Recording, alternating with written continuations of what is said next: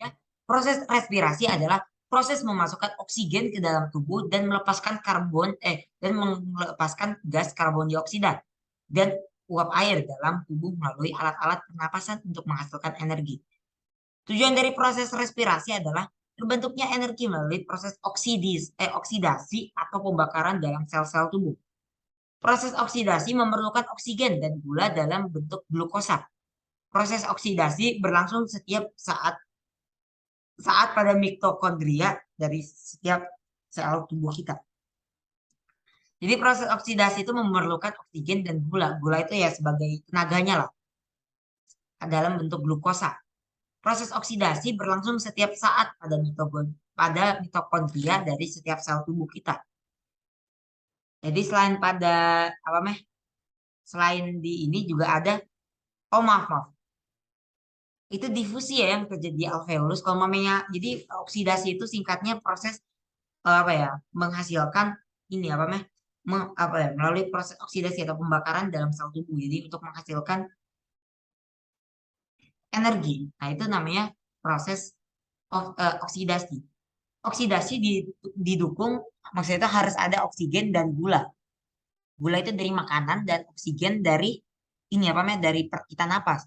Kalau memang nggak ada gula atau nggak minum minuman yang manis, apalagi kalau memang ngelihat crush masing-masing itu pasti gulanya langsung diabetes. Oke, maksudnya karakter dimensi ya adik-adik. Kalau mamanya nyata itu kurang menarik. Jujur dari pandangan di buku, ya itu kurang menarik. Aku lebih tertarik dengan karakter dua dimensi. Tapi karena aku manusia yang normal, jadinya aku juga suka yang tiga dimensi. Oke, aku lanjut. Jadi gula dalam bentuk glukosa, bukan gula aku mencintai apa namanya melihatmu seperti gula. Maksudnya aku melihatmu loh, apa ya, kamu terlihat manis seperti gula. Mana ada itu nggak bisa mempengaruhi proses oksidasi yang membutuhkan oksigen dan gula. Ya, gitu sih. Terus reaksi oksidasi dalam sel ada 6O2 oksigen plus semoga nggak keluar nih. C6H12 dan O16 yaitu glukosa menjadi Kayaknya energi. keluar sih menurut aku. Ya, mungkin ya maksudnya ya jangan rumit-rumit lah Bu. Siapa Bu Sijo? Wingah bukan Musijo. Ya, Bu Inga.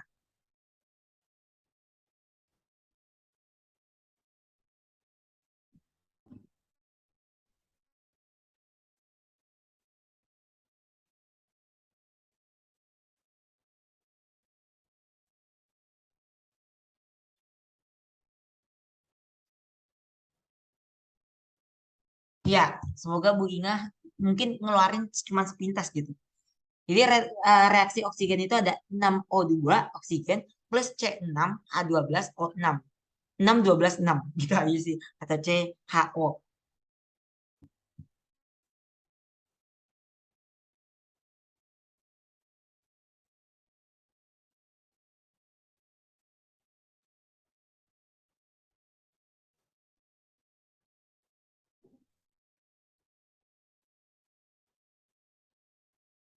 Nah, habis itu dari oksigen ditambah glukosa terjadilah proses oksidasi yang menghasilkan energi yaitu 6CO2 karbon dioksida dan 6H2O uap air gitu ya. Ini sistem pernapasan atau respirasi pada manusia dan penyakit-penyakitnya.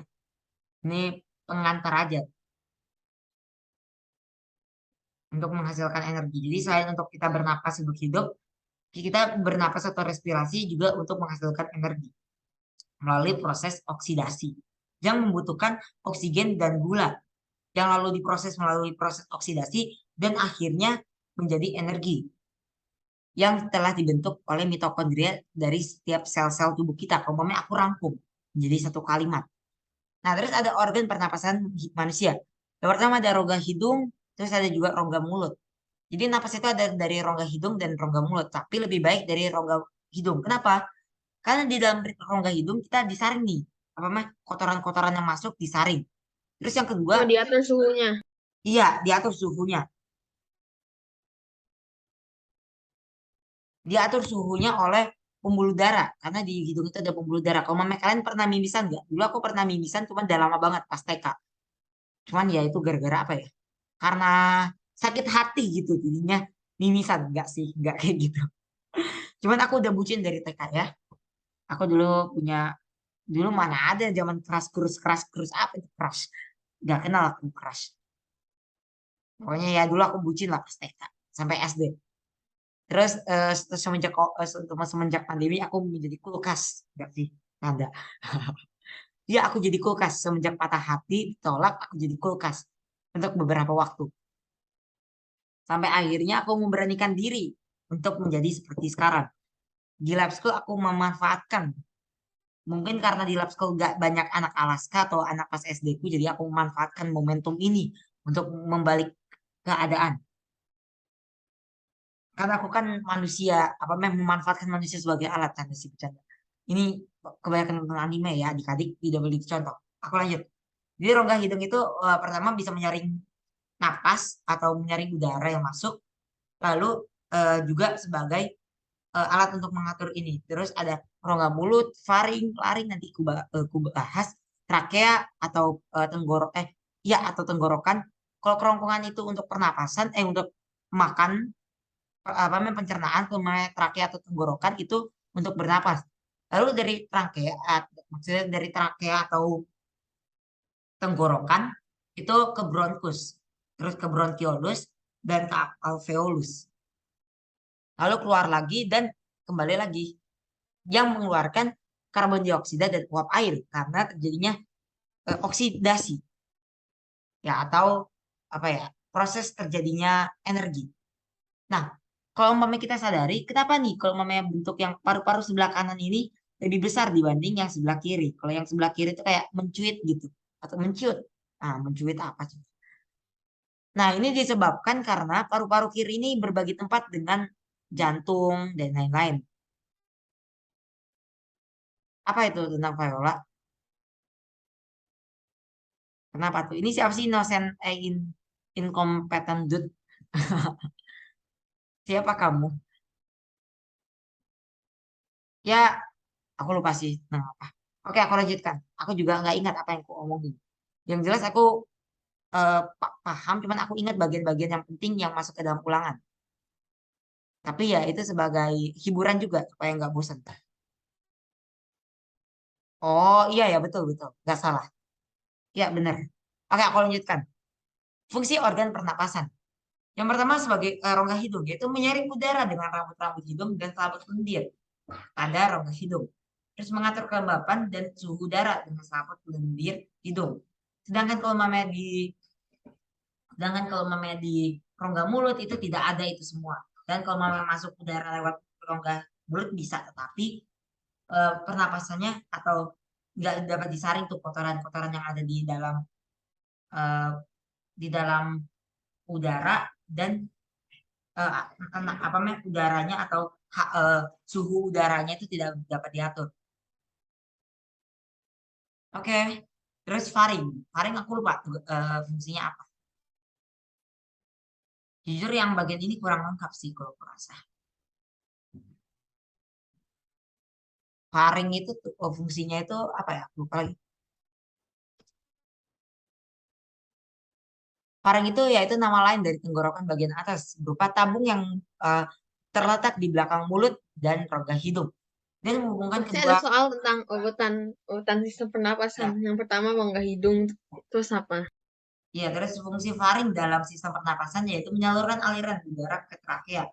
Apa ya fungsi faring? Aku lupa sih. Kalau laring itu kan ini ya, apa namanya? Kalau namanya pita suara kita letaknya di mana sih?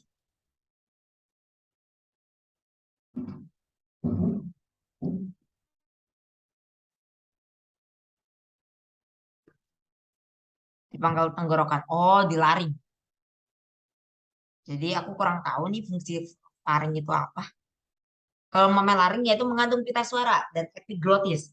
Epiglotis itu katup yang berbentuk seperti daun yang berfungsi menutup saluran pernapasan pada saat kita menelan makanan atau sebaliknya. Itu menutup saluran kerongkongan saat kita bernapas. Kita berbicara juga laring kita yaitu di epiglotisnya itu bekerja. Coba ya, aku lihat apa ya? Aku pernah nonton video tentang eh, apa ya? Pergerakan eh, eh, ini kata epiglotis.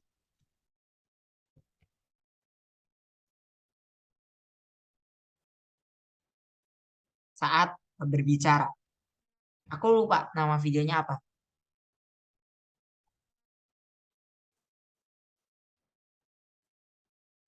Tunggu mana ya? Nah, pokoknya katup epiglotis ya epiglotis itu kayak gini. Tunggu sabar aku share. Epiglotis yang berfungsi untuk memisahkan esofagus dan trakea dan mencegah makanan dan minuman untuk masuk ke saluran pernafasan. Faring adalah tabung Nih, jadi menutup fibromuskular gitu. yang terdapat persis di depan tulang leher yang berhubungan dengan rongga hidung, rongga telinga tengah, dan laring. Oke. Epiglotis merupakan susunan tulang rawan yang terletak di belakang lidah dan terletak di depan laring atau kotak suara. Biasanya memiliki konformasi makanan sekitar 10 hingga 6 bagian mulut ke dalam lambung. Makanan berjalan melalui esofagus yang menggunakan proses Terus mana ya? seperti dinamakan tulang leher.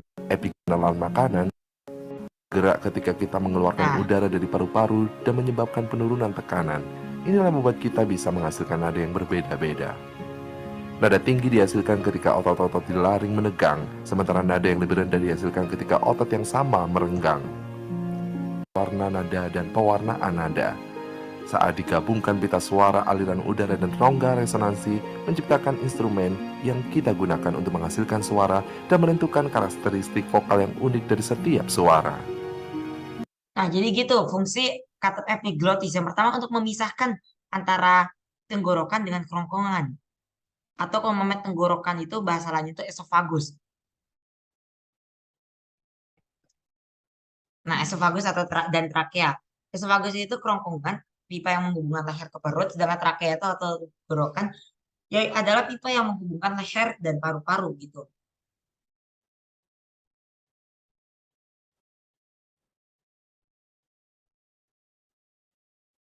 Nah, habis itu trakea yaitu menyalurkan udara ke paru-paru dan menyaring kotoran dengan silia atau rambut-rambut ketat. Jadi kalau umpamanya memang kita bernapas, umpamanya nih kita bernapas lewat mulut, kan itu kan nggak disaring. Nah, kita juga bisa menyaring atau kalau memang di lewat rongga hidung itu masih lolos, itu bisa disaring menggunakan silia atau rambut-rambut ketat. Jadi itu benar disaring lagi tuh supaya benar-benar bersih atau setidaknya ya benda-benda asing itu tidak bisa masuk ke dalam paru-paru. Soalnya kalau memang udah masuk itu udah bahaya. Terus ada bronkus, yaitu cabang dari trakea mengalir udara ke paru-paru kanan dan kiri. Terus bronkeolus, yaitu percabangan dari bronkus di dalam paru-paru. Mengalir udara hingga ke alveolus paru-paru, itu bronkeolus itu fungsinya. Terus alveolus atau jamak alveoli atau alveoli, tempat pertukaran gas oksigen dengan karbon dioksida dan uap air yang secara difusi. Nah, habis itu difusi adalah perpindahan gas dari tempat yang mengandung kadar gas yang lebih tinggi ke tempat yang lebih rendah. Terus pleura itu selaput pelindung paru-paru. Kalau namanya selaput pelindung tulang itu namanya periosteum. Kalau namanya selaput pelindung paru-paru itu namanya pleura. Nih, periosteum itu yang pelindung tulang itu ya. Yang selaput pelindung tulang. Nah, ini periosteum. Kalau namanya pelindung paru-paru itu namanya pleura.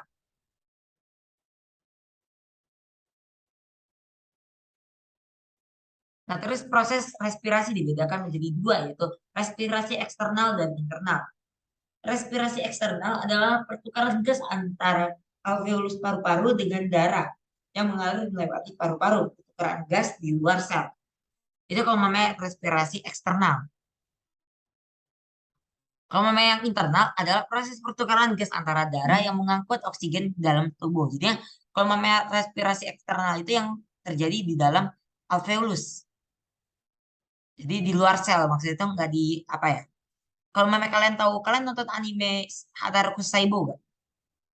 Nah, itu dijelaskan tuh tentang sel darah merah yang eh, mengangkut dan membawa ini apa namanya? Karbon dioksida. Kalau memang kalian pernah belajar, kan juga di apa ya? Pas kelas SD juga dijelasin tuh tentang yang salur aliran darah gitu. Jadi membawa oksigen terus apa namanya? Yang juga membawa membawa apa namanya? Membawa karbon dioksida yang ditukar nanti di jantung gitu. Nah, ini juga Jadi ada respirasi eksternal dan internal. Kalau eksternal itu yang di dalam paru-paru, yaitu alveolus. Kalau yang internal itu yang gas antara darah yang mengangkut oksigen dengan sel tubuh. Dan nanti dibawa ke jantung, yang diproses di paru-paru juga akhirnya. Gimana sih? Aku kurang paham sih. Pokoknya singkatnya ini ada aliran darah juga kan di sini. Jadi kita yang jelas sudah tahu nih proses respirasi itu dibedakan dua yaitu eksternal dan internal. Kalau yang eksternal itu adalah pertukaran gas antara alveolus paru-paru dengan darah yang mengalir melewati paru-paru. Pertukaran gas di luar sel. Kalau di respirasi internal itu proses pertukaran gas antara darah yang mengangkut oksigen dengan sel tubuh. Nah gitu. Terus volume udara paru-paru atau kapasitas paru-paru. Kapasitas total paru-paru, volume udara maksimal yang dapat ditampung atau keluar masuk paru-paru yaitu 5 sampai 6 liter. Terus kapasitas tidal, volume udara yang keluar masuk pada pernapasan biasanya 0 sampai 0,5 liter. Tidal itu apa ya? Kapasitas tidal.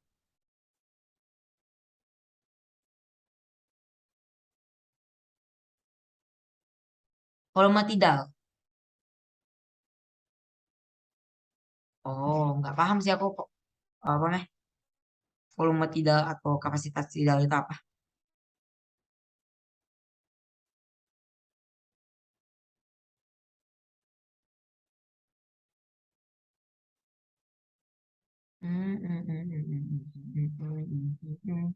Nai nai moku nai na na na na na Jadi pokoknya kita tahu aja nih, kapasitas tidal itu volumenya itu yang keluar masuk itu pada pernapasan biasa 0,5 liter atau 500 mililiter. M-nya kecil ya, jangan besar. Kalau namanya ml, ya ml-nya kecil. Kalau kapasitas total paru-paru yaitu 5 sampai 6 liter. Terus kapasitas udara komplementer, yaitu volume udara yang masih dapat dihirup masuk ke paru-paru setelah pernapasan biasa. Itu 1,5 liter. Terus ada kapasitas udara suplementer yaitu volume udara yang masih bisa dihembuskan dikeluarkan dari paru-paru setelah pernapasan biasa. Itu 1,5 liter. Jadi komplementer dan suplementer itu 1,5 liter sama-sama 1,5. Kalau mama komplementer itu yang masih dapat dihirup jadi masuk. Kalau mama suplementer itu yang dihembuskan atau dikeluarkan setelah pernapasan biasa. Terus kapasitas vital paru-paru. Volume udara yang dapat keluar masuk paru-paru pada pernapasan maksimal atau menghirup dan menghembuskan napas sekuat-kuatnya itu 4 liter. Itu kalau namanya kapasitas vital paru-paru ya. Terus kapasitas residu yaitu volume udara yang masih tersisa di paru-paru setelah pernapasan maksimal 1 liter itu kapasitas residu. Jadi ada kapasitas total paru-paru yaitu volume udara maksimal yang dapat ditampung keluar masuk paru-paru yaitu 5 sampai 6 liter. Terus kapasitas tidal yaitu volume udara yang keluar masuk pada pernapasan biasa yaitu 0,5 liter. Itu kapasitas tidal. Jadi volume udara yang masih bisa masuk keluar pada pernapasan biasa. Jadi aku kurang paham ini maksudnya apa. Wah nanti ada video tambahan dari Bu Ina jadinya nanti bisa ditonton masing-masing ya. Terus ada kapasitas udara atau komplementer yaitu yang masih dapat dihirup masuk ke paru-paru setelah pernapasan biasa 1,5 liter. Terus kapasitas udara suplementer yaitu volume udara yang masih bisa dihembuskan dikeluarkan dari paru-paru setelah pernapasan biasa yaitu 1,5 liter. Jadi komplementer itu masuk setelah pernapasan biasa, kalau suplementer itu keluar setelah pernapasan biasa 1,5 liter. Terus kapasitas vital paru-paru itu volume udara yang dapat keluar masuk paru-paru pada pernapasan maksimal atau menghirup dan menghembuskan napas kuat-kuatnya itu 4 liter kapasitas vital paru-paru. Terus kapasitas residu yaitu volume udara yang masih tersisa di paru-paru setelah pernapasan maksimal yaitu 1 liter itu kapasitas residu. Jadi yang masih tersimpan gitu di dalam paru-paru. Ini ada gambarannya ya. Kalau ini kan volume tidal 500 ml. Terus mulai nih volume cadangan inspirasi atau ini masuk itu ke dalam cadangan inspirasi. Kurang paham nih. Residu bukan sih? Cuman ini kan model grafiknya gitu. Volume tidal, cadangan inspirasi, ekspirasi, dan volume sisa atau yang residu.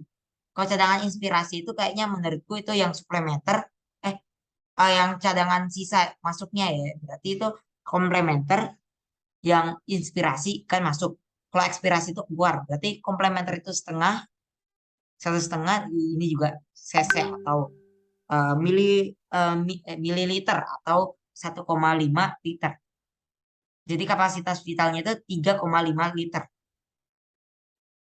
Kapasitas vital atau 4 liter lah. Dan volume total paru-paru 4.500 liter atau 5 sampai 6 liter. Ini ada gambaran grafiknya ya. Ini supaya mudah dipahami atau enggak biar bisa sekali lihat gitu. Ini juga supaya memudahkan. Terus pernapasan dada dan pernapasan perut. Proses respirasi terdiri dari fase inspirasi, saat udara masuk ke paru-paru, dan fase ekspirasi, saat udara keluar dari paru-paru. Jenis pernapasan ada pernapasan perut dan pernapasan dada. Nah, fase inspirasi pernapasan dada, yaitu otot antar tulang rusuk berkontraksi, rongga dada mengembang, volume di rongga dada bertambah. Jadi kalau volumenya tekanannya besar atau volume di rongganya bertambah, maka mengembang. Kalau mamanya kecil atau mulai berkurang, itu bakal menyusut atau mengecil. Kayak balon lah. Balon kalau mamanya isi anginnya banyak, ya membesar. Itu sama halnya dengan tekanan udara.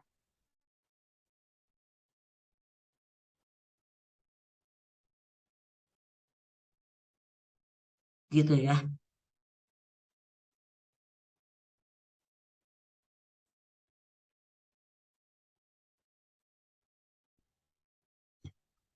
Terus fase inspirasi, yaitu ada otot antar tulang rusuk berkontraksi. Jadi kalau mamanya inspirasi dan umpamanya pernapasan perut dan dada itu sebenarnya cuma gampang itu bedainnya itu dari ini. Otot antar tulang ini sama yang ini. Otot antar sama otot diafragma berkontraksi atau posisi mendatar gitu doang sih. Cuman kalau mamanya apa ya, penyebabnya beda gitu. Cuman itu doang perbedaan dari pernapasan dada dan pernapasan perut. Kalau pernapasan dada itu otot antar tulangnya itu rusuknya yang berkontraksi atau yang bergerak. Kalau mamanya pernapasan perut itu ininya apa namanya? Diafragmanya. Jadi kalau mamanya inspirasi pernapasan dada itu otot antar tulang rusuk berkontraksi, terus rongga dada mengembang, volume di rongga dada bertambah, tekanan di rongga dada berkurang atau mengecil, lalu udara masuk ke paru-paru. Terus kalau mamanya fase ekspirasi yaitu pernapasan dada, yaitu pernapasan ekspirasi pernapasan dada, itu otot antar tulang rusuk relaksi, terus rongga dada mengempis atau volume rongga dada mengecil atau berkurang, terus tekanan dada bertambah, udara keluar.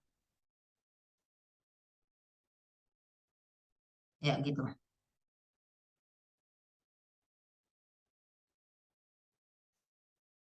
Terus kalau namanya fase inspirasi, yaitu otot diafragma berkontraksi atau posisi mendatar, rongga dada mengembang, volume di rongga dada bertambah, tekanan di rongga dada berkurang. Oh, gini-gini.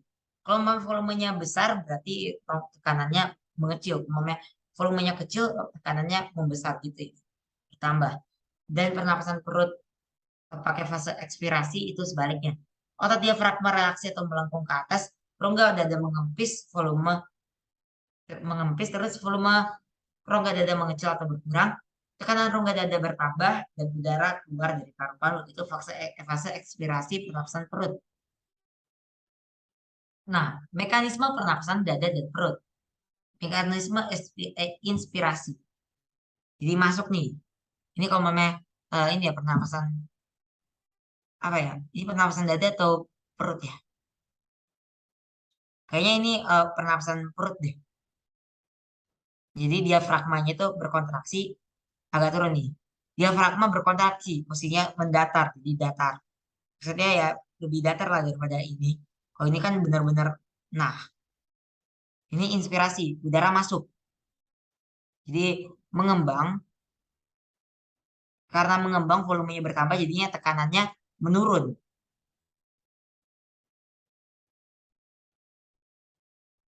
Nah, habis itu yang ini mekanisme ekspirasi. Terus ini mengempis atau melengkung, udara masuk, udara yang di sini apa namanya volumenya berkurang, tekanannya bertambah dan akhirnya udara keluar. Nah, otot tulang rusuk berkontraksi sehingga rongga dada mengembang.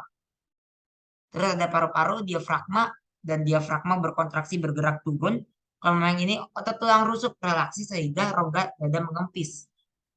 Jadi karena volumenya menurun, relaksi jadinya tekanan itu meninggi gitu atau naik. Jadi diafragmanya relaksi bergerak naik. Kalau ini bergerak turun. Itu mekanisme pernapasan dada dan perut. Terus kita lanjut ke ini. Aku mau cari pernapasan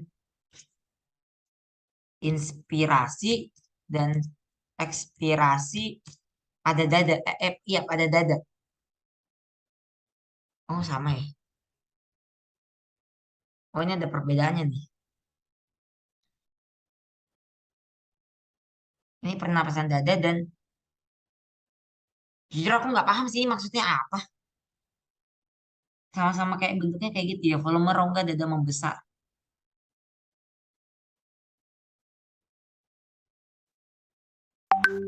Apa ya beda ya? Kayaknya sama aja gambarnya, cuman tinggal dikasih tambahan penjelasan. Pokoknya begitulah gambarnya. Jadi pokoknya ada di tulang rusuknya. Kalau kata Bu siapa namanya? Bu Ingah gitu. Kata kuncinya ada di tulang rusuk dengan diafragma. Kalau memang dalam seni musik itu diafragma itu kalau memang pakai pernapasan perut atau pernapasan diafragma itu yang paling bagus. Terus ini penyakit pada sistem respirasi. Ada TBC yang disebabkan oleh infeksi bakteri Mycobacterium tuberculosis. Terus asma penyakit turunan yang dipicu oleh alergi tertentu. Jika alergi muncul, maka dinding saluran pernapasan seperti bronkus dan bronchiolus akan menebal sehingga menimbulkan sesak napas. Terus ada influenza, penyebabnya itu yaitu virus influenza. Terus kanker paru-paru dipicu oleh rokok, zat di dalam rokok yang dapat memicu kanker paru-paru dan adalah tar. Terus ada bronkitis, radang pada bronkus, pleuritis yaitu radang selaput paru-paru yaitu di pleura. Pleura itu yang ini ya selaput paru-paru. Sedangkan kalau memang yang eh, menyaring apa meh menyaring kotoran dalam eh, trakea itu silia atau rambut-rambut getar itu yang fungsinya untuk menyaring lagi. Terus ini pleuritis radang selaput paru-paru, pleura. Terus ada pneumonia atau radang paru-paru, penyebabnya yaitu bakteri pneumonia dan asfiksi, yaitu turunnya kadar oksigen di dalam darah dan jaringan tubuh. Nah, di sini kita bisa simpulkan ada yang disebabkan oleh virus juga ada yang tidak. Yang pertama kayak TBC. TBC ini disebabkan oleh apa ya? Infeksi atau terjangkit lah. Itu oleh bakteri Mycobacterium tuberculosis. Jadi yang pakai apa namanya infeksi yaitu TBC, influenza, bronkitis, pleura, jadinya yang radang-radang yang tis-tis biasa belakangnya tuh ini apa namanya disebabkan oleh radang. Maksudnya itu disebabkan oleh virus atau inilah apa namanya infeksi sama pneumonia. Sedangkan kalau memang yang tidak pakai infeksi atau nggak pakai virus itu ada asma karena ini penyakit turunan, kanker paru-paru karena ini nggak bukan karena ada virus kanker atau apa atau bakteri kanker tapi dipicu oleh rokok. Zat di dalam rokok yang dapat memicu kanker paru-paru adalah tar. Nah, yang menyebabkan kanker itu karena kanker itu kan mutasi sel ya. Kalau karena rokok kan ini karena ada pemicunya yaitu tar dalam rokok maka dari itu karena dipicu oleh tar jadinya kanker paru-paru. Jadi bakteri yang ini